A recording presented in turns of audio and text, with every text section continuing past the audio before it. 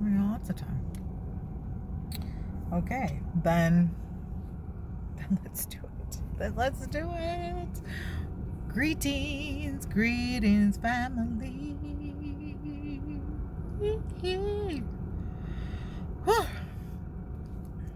So, today is the first day of the full moon.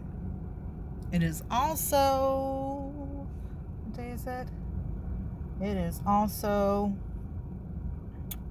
Pluto? Is that right? Yeah, today is the... No. I apologize. Today is Uranus. First day of full moon. So, we're going to talk about this for a little bit because it's kind of interesting. So, on what is called Thanksgiving Day on the Gregorian calendar, and just a side note, remember that the Julian calendar is 13 days behind our calendar. So that would have made it the 10th. That's really interesting. On the Gregorian calendar instead of the 23rd. But it was Mars Day on the 9-day calendar. So I call it the 9-day calendar. It might be called the moon calendar. I feel like the moon calendar leaves this part out because, anyhow, there's always a few days in between the last day of the 9 days and then the first day of the new moon, which is supposedly where we get months from. So I find it interesting that Mars on the 9-day calendar was on Thursday, right? Thursday. The Mars energy. So it's like warring energy that they've been telling us. And we're talking about there is giving thanks, and then there is a ritual. Okay? There are cultures and people with certain beliefs, especially those who follow nature, that have symbiotic celebrations, especially during the solstices and the equinoxes. Okay? So, with that said, isn't that interesting? Because to me, this day that has become a holiday is part of rituals. We see this often in our world. And then 23 equals 5, which relates to the body. So we're having a ritualistic day, literally telling us different things about the true peoples of the land. And then people are eating a lot of animals. So we can see the energetic manipulation that could be going on. Okay. Then Friday was Jupiter Day, and then Saturday was Saturn's Day, and that was a 7. 25th equals 7, and it's falling on the Gregorian 7th day of the week. To me, there's angles with the number 7, as I've told you before. So we come to today, which is 26, which would be an 8. And then first day of full moon and Uranus. So we also see the energetic energies that are, I shouldn't say, with the religious and dogmatic energies that happen every Sunday. So there's that to consider. Now, here's some interesting part. I wanna, before I get into this part, half of this is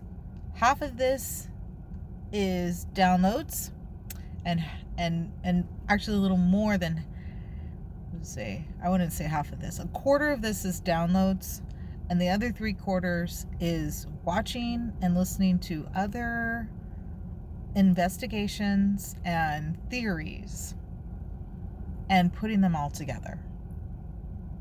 Okay?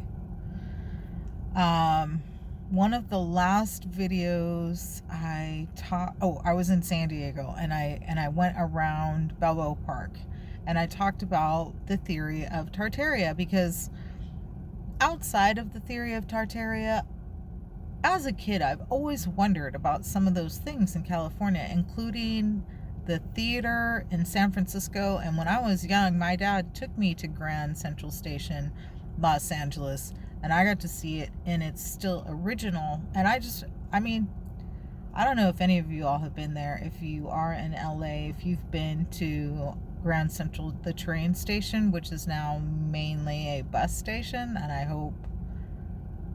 I think there's still trains, because we have the California trains that go there, but it used to be like even bigger, and there's something magical about that area.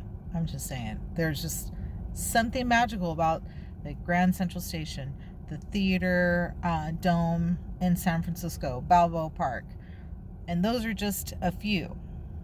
So I went down this whole path because in that video I mentioned the woman whose name is Europa, or Eureka, or Evrika. And then if you go and you look up Evrika or Eureka, it also talks about California, and that's a name, but it's also a name of a goddess.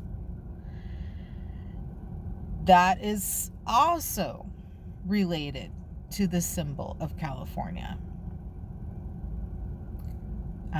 Eureka, or Europa, or Evrika, the one that's in the video. And she basically is standing there with the staff, and then there's 4 ships behind her, and she has a big plume over her head, which many have considered either like a Roman or also old indigenous, and it looks similar to some of the crowns and headdresses of, say, like the New Orleans with the big feathers, only with the Khalifa and so with Khalifa and Europa, these are either feathers or possibly tobacco leaves, or maybe the depictions are one is tobacco leaves, one is feathers. Also, they look like a shell, so like a giant shell behind. Okay, I brought in Khalifa because, as we're learning, and I've learned a lot of this from, oh my gosh, I've shared all of their videos in my community. I think one guy's name is YT, and he has a long last name, and then Kamira Ahau, and then some from the research guy, and some from another guy that I discovered on my lunch break, or My Lunch Break is the name of his channel on YouTube, and he goes into all kinds of Tartaria stuff, and it was through his videos. Okay, so with Queen Khalifa, there are multiple stories about her and Griffins. Multiple stories about Griffins. And I've started really wondering, because we talk about dragons, and this is literally written. This is written by people who came to visit. This is written by indigenous people that were supposedly part of these tribes or surrounding tribes. There were griffins, and not only were there griffins, there were a lot of griffins, and these griffins were trained to attack, and not only attack, but specifically men. Okay, then I was getting some downloads about creating and like the first creators, and I've been thinking about these buildings and like how intricate they are, and we're talking about also the buildings in like Angkor Wat and the intricacy, and it's just unbelievable.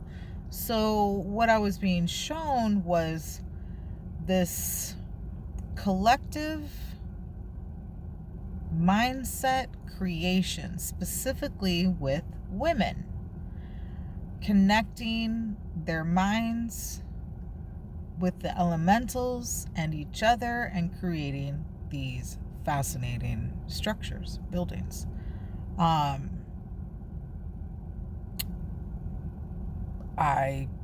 don't know how these buildings were made, and people are bringing in information as to when they were built, but it sounds like they're still looking for who built them.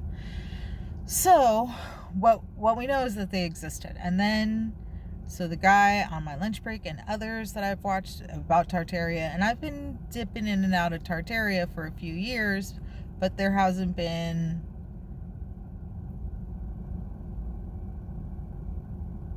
I guess more information is coming out is the best way to say it. Okay. The flag of Tartaria is a griffin.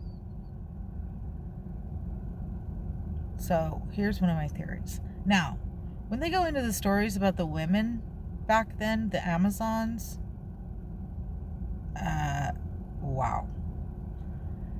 I can see now. So I've been saying for a long time that Great Mother's been saying we really didn't do anything wrong, the women.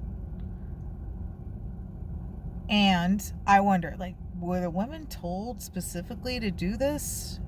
Because it sounds to me like Europe had already come well into patriarchy and monarchies and languages and schoolings and all these different things. Like,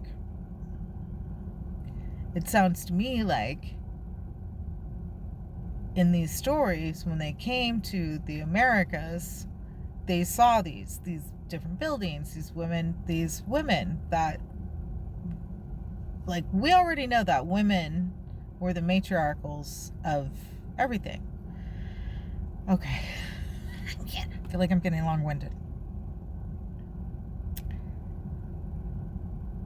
Khalifa had griffins. Griffins is the emblem on the flag of what was named Tartaria.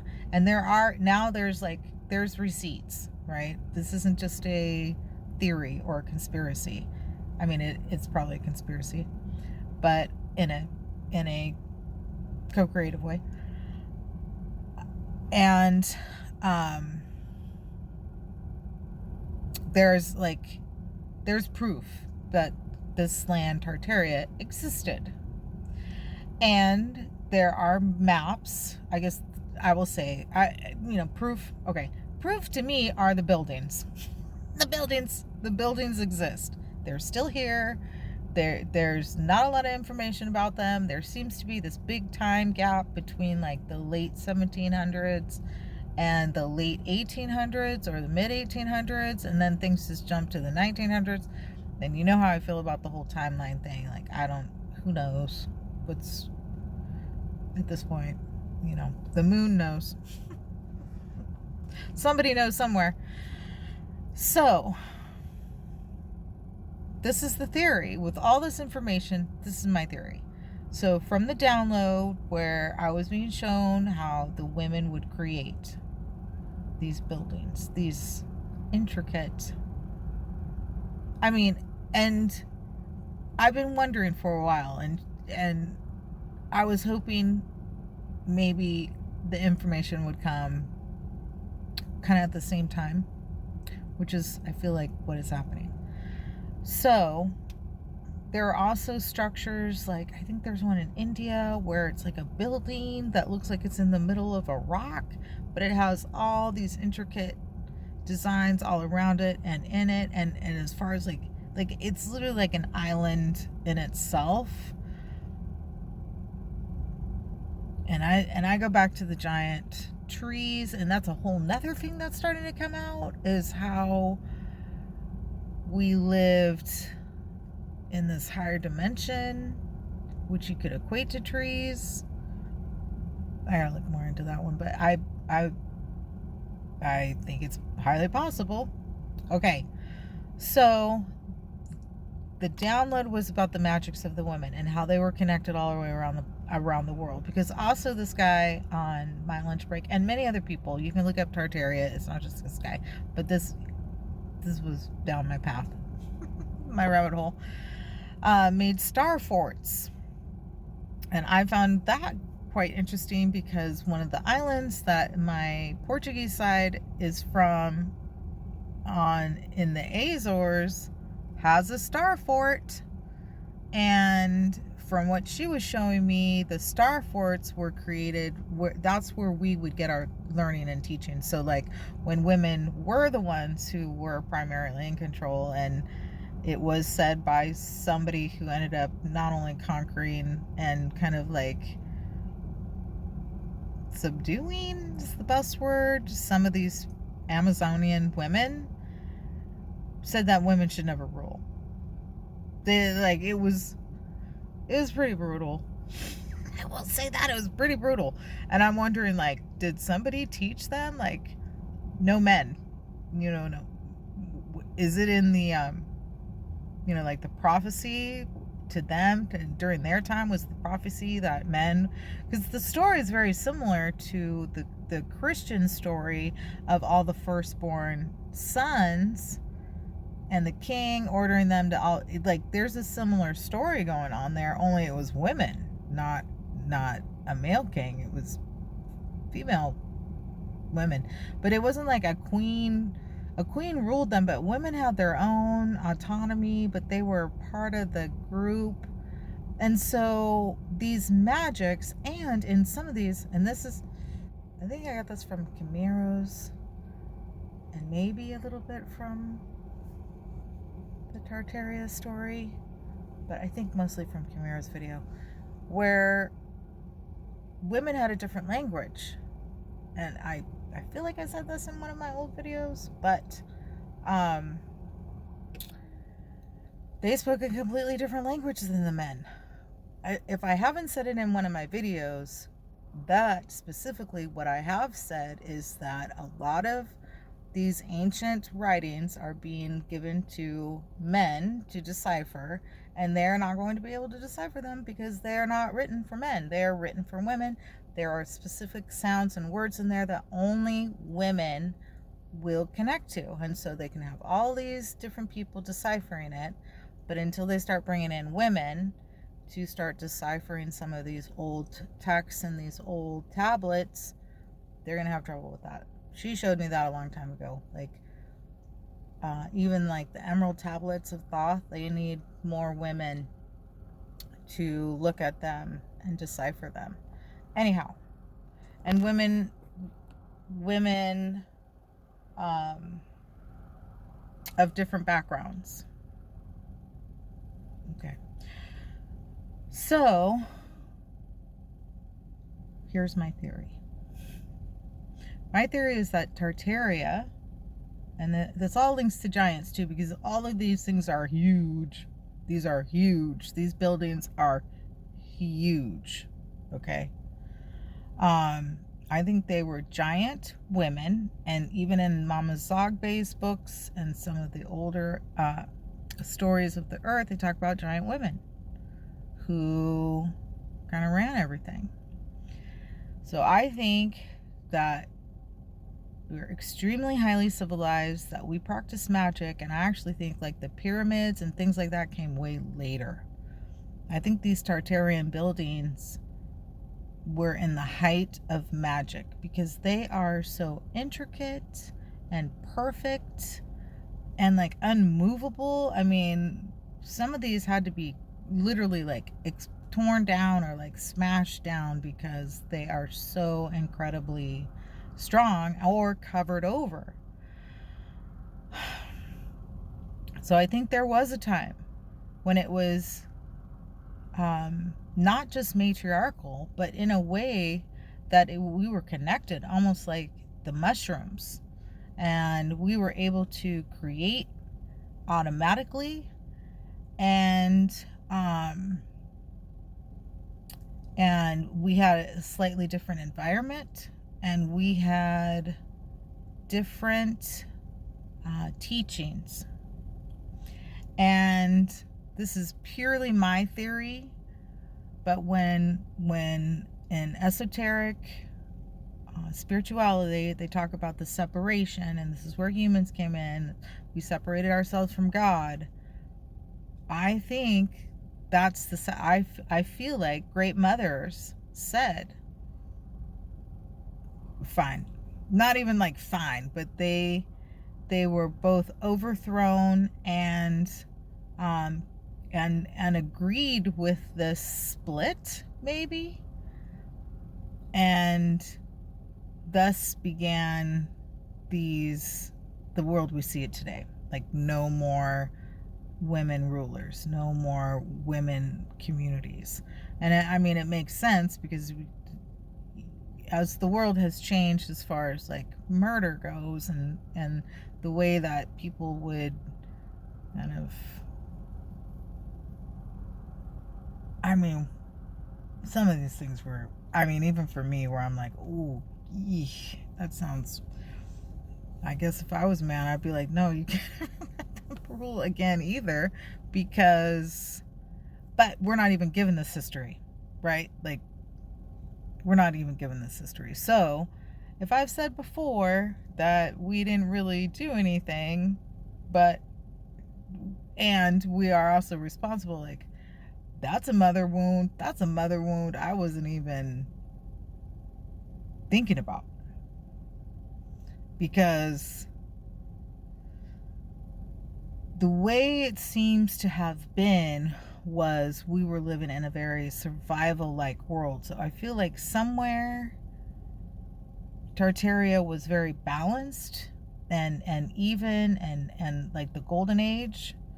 And then as it started declining, this is where we start seeing like pyramids and the bigger bricks, and because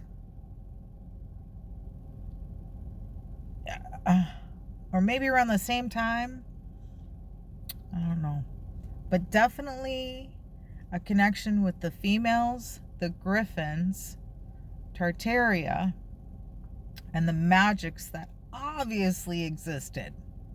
I mean, even in some of the stories that these people talk about, like the Amazonians,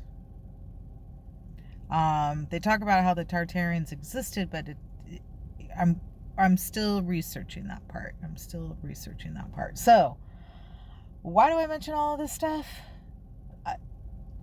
Because of the elemental factor. Okay, I'm bringing it all back. From what this is another download. From the downloads that I have received, and I say downloads or messages from my higher self, but I feel like they're from the Great Mother. I think they come from the Great Mother and from the planet. Those are my two who I listen to. Okay.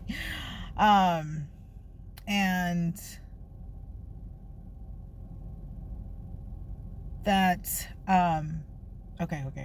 Oh, that.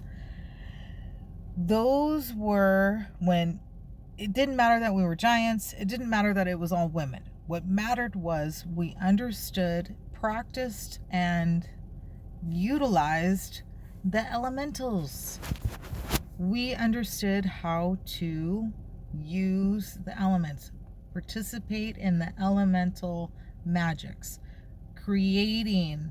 So we could on our own, but when we had, and from what she was showing me, it would be like everyone at the Star Fort, and then everyone inside of Balboa Park, and then everyone inside all of these great communities would all kind of feel, I think they try to show us this too in Avatar, feel each other.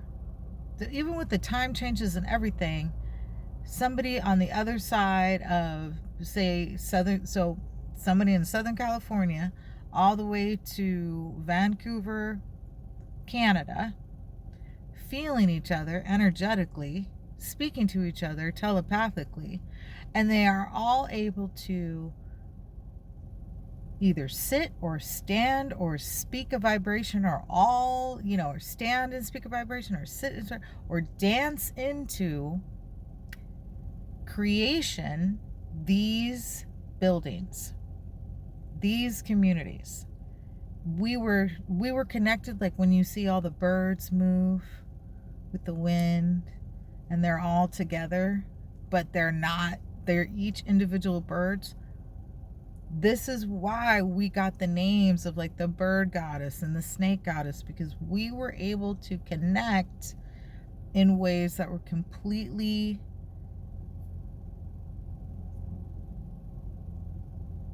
we call it magic today. This is straight up magic.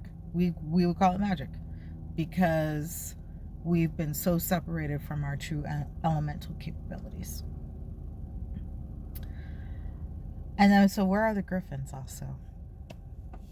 Are they in Shambhala or Agartha waiting like some of the other extinct animals and critters and creatures, waiting for the earth to shift so that they can reemerge without harm coming to them? Because those are dragons. And then even our eagle is, I actually think it's a griffin. And it's a way of showing, by eliminating the griffins, they subdued all the women and took control over all the women's lands. I mean, this goes back to like, where did all their riches come from? Some of these castles still have some of their crown jewels inside of them. They didn't just show up. They belonged to somebody, and somebody created those. I think it was the Great Mothers. I think it was the Amazonians. I think it was women.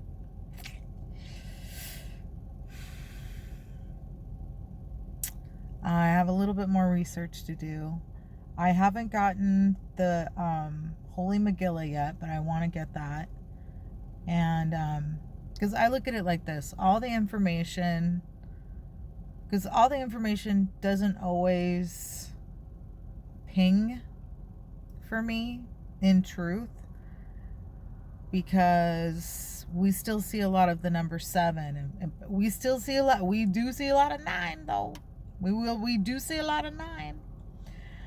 There's still kind of this focus on masculine and 7, and so but in all of this is I mean, I see this across the board. You see it in yoga, you see it in a lot of things, because we want to believe what we're being taught, and I agree with that. And so 2 things. One is, yeah, we trust our intuitions and what we're listening to, and if it doesn't resonate, that's cool. It doesn't have to, right? The pursuit of truth and curiosity in itself is a beautiful gift. So however it finds itself. And then the other one is, the more information comes in and the more learning that I have, I will correct things or share them. And also my mind may change or shift, because there's so many possibilities, and there's a lot of truth in that. But I want to get some more books. My whole point of bringing that up is doing a little bit more research, and I want to do some research on griffins. But at this point, I think that Queen Khalifa was one of the first known Amazonian women that showed great magic, was not afraid of men. But I mean, I think if it was so true that these creatures killed men, how would there be men to tell the stories? I don't know. Those are just some of the things I thought. Okay, it's getting dark. Thanks for listening to me. Thanks for sharing, subscribing. Shout out to all of you for supporting me and listening, and your comments and even your inputs. I appreciate it. Until next time.